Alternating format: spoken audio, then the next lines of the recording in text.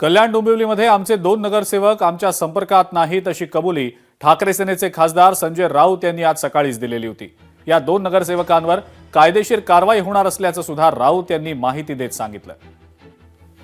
हे खरं आहे की आमचे 2 नगरसेवक आता आमच्याकडे पुढे दिसत नाहीयेत, त्याच्यामुळे कायदेशीर प्रक्रिया सुरू आहे।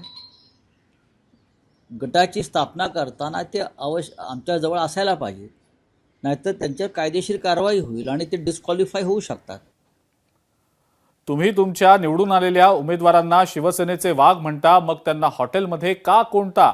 भीतीपोटी नगरसेवकांना कोंडून ठेवलंय।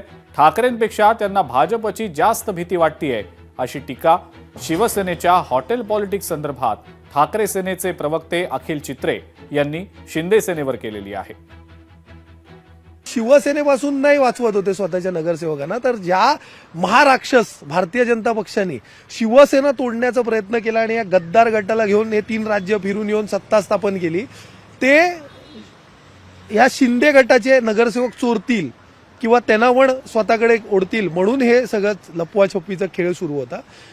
आणि वाघ वाघ वाघ म्हणून मिरवणारे ह्यांना वाघ पिंजऱ्यात ठेवावं लागलं, ते पण 5 स्टार हॉटेलच्या रूम मध्ये। बघा ना, आमचे शिवसेनेचे वाघ तर बिंदास निर्धास्त फिरतायत मुंबईच्या आपल्या आपल्या वॉर्डात।